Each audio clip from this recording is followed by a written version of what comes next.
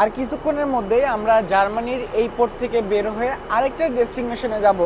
যদিও আমি 100% শিওর না, তবে সম্ভবত আমরা জার্মানি থেকে এখন মেক্সিকোর দিকে রওনা দেব। জাহাজে আমরা কেন এক দেশ থেকে আরেক দেশে যাই আপনারা অনেকেই জানেন, তবুও বলি। আমরা কিন্তু অলরেডি দেখেন এই কন্টেনারগুলোকে লোড করে ফেলেছি আমাদের জাহাজে।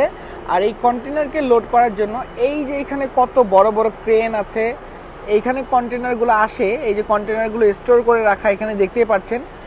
এই কন্টেনারগুলোকে এই যে গাড়ির মতো যে পার্টগুলো দেখছেন, তারা এগুলোকে নিয়ে এসে ক্রেনের সামনে এখানে দাঁড় করিয়ে দেয়। আমি ফুল প্রসেসটা অবশ্যই আপনাদের দেখিয়ে দেব।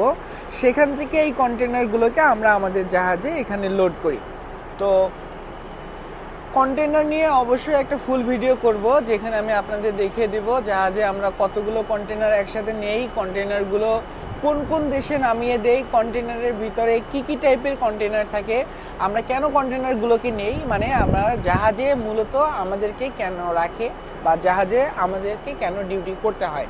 তো সবাই অনেক বেশি ভালো দেখবেন। আমার Facebook page, YouTube channel, TikTok আইডিতে আমি বেশ কিছুদিন থেকে ভিডিও আপলোড দিচ্ছি না, এখন থেকে ইনশাল্লাহ রেগুলার আপনারা সব রকমের ভিডিও পাবেন। তো সবাই অনেক ভালো থাকবেন, ধন্যবাদ।